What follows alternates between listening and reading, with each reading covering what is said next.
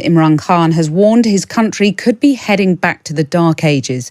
In the last year alone, Mr. Khan has been removed from office, faced an assassination attempt, arrested by the military and handed dozens of corruption charges. That's all while violent clashes continue between the police and his supporters. Well, Imran Khan joins me now live on the programme. Good afternoon to you.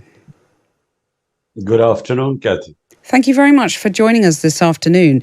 You face, I think, more than 100 criminal cases and charges, including treason, corruption and murder. Do you fear being arrested again imminently? Well, Kathy, there are 170 cases so far, and I'm heading towards my first double century. And these are in the last few months, because at the age of 70, I never had one criminal case. And in just a few months, I've 170. And the objective is to put me in jail. Because you see, this is the election year. And my party is by far, right now, the biggest party, the most popular party in the country. According to all opinion polls, in the by-elections, we won 30 out of 37 by-elections. So the establishment has decided that whatever happens, I should not be coming back into power, because they were the ones who removed me 14 months back. And so all this is going on really to ensure that I'm disqualified or in prison, so my party loses the election. Well, whatever happens, if you are thrown in jail, if the worst happens, will you and your party continue to run for those elections?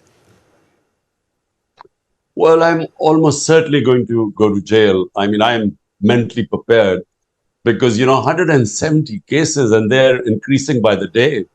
So all they have to do is cancel bail in one of the cases. And then, of course, they've got military courts now. And military courts, because in the civilian courts, the cases are so bogus that none of them I get bails. But in the military courts, for sure, they'll put me in jail. So mentally, I'm all prepared for going into jail. But yes, definitely the party will contest elections. And when you say mentally you're prepared for jail, I mean, do you fear it? Do you worry how you'll get on in jail? When you say you're mentally prepared, how are you doing that? Well, look, I've had one look.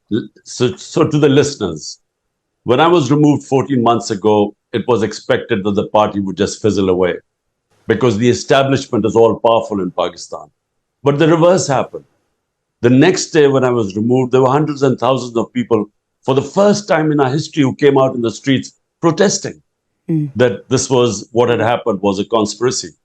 And since then, the party's popularity has just gone up despite all the oppression that has taken place to dismantle the party. And so why do I feel right now I will be put in jail? Because I had one assassination attempt, because when the party was still growing, that's when they tried to remove me physically. Then on the 18th of March, there was a second assassination attempt on me, which I was very lucky to get away with.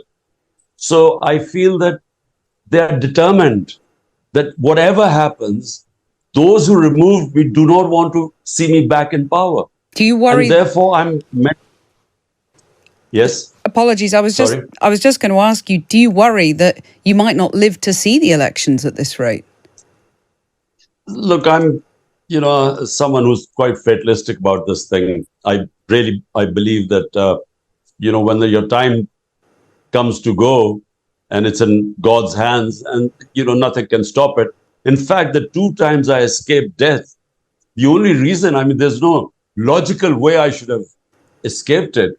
It was, in my opinion, the will of God. So in a sense, whenever the time comes, we have to go. But jail is a certainty.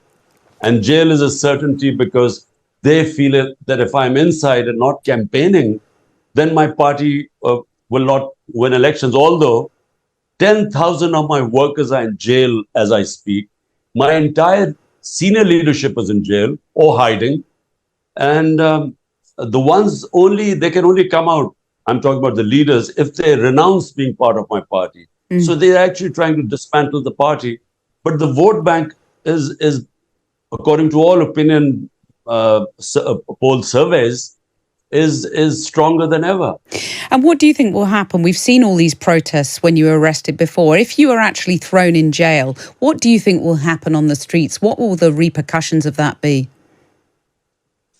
You know, Kathy, the reaction to the way I was manhandled, the way I was picked up like a terrorist by commandos, where I was sitting in the precincts of the High Court.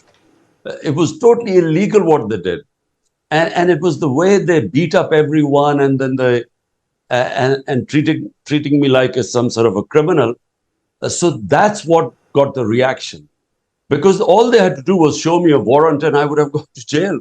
They didn't need commando action to get a 17-year-old man to pick him up like that. So therefore, that created a reaction. But I think what sort of a reaction, I don't know really, because the oppression right now, we have never seen such oppression in this country. I mean, I've seen 3 martial laws. I was in the opposition under General Musharraf's martial law. I was in jail for 6-7 days. But it was liberal compared to what's going on right now. Wow. I mean, the media is muzzled.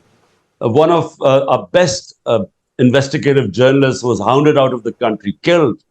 The second best guy has disappeared for 40 days. And then 5 or 6 of our top media guys have left the country. So this sort of oppression is unheard of. My name cannot be mentioned on television. I mean, forget about making speeches or interviews. I cannot be mentioned on television. Well, the cases against you are registered under anti-terrorism law. The government says that your supporters used petrol bombs and that they're therefore justified in using that law. What do you say to that? Look, you know, in France you have demonstrations. In Pakistan, all the demonstrations that took place, in my 27 years, every time we have been peaceful. It is a constitutional right to hold peaceful demonstration anywhere. Now, unfortunately, since I have been out of power 14 months ago, the peaceful demonstrations have been attacked by police. We have all the evidence. I mean, given a chance, we will be able to prove in a court of law, which we haven't been allowed to have a chance, that we were all the time peaceful demonstrators were attacked. On 9th of May, 25 of peaceful demonstrations were shot dead. 50 got bullet wounds. And you know, so all I'm saying is, and none of the police was harmed. They were unarmed people. So there's no even investigation in people being shot. If you've got right on your side, as you say, why do you think it is that you haven't had more support from Western governments around the world? I think, you know, well, my 3.5 years as Prime Minister, you know, the Western governments, their interests are much more important than moral issues. Because, you know, for instance, I mean, India has the UN human rights have charted the number of human rights violations in Kashmir in India. But India is a trading partner, so no, there's no condemnation. Similarly, right now, I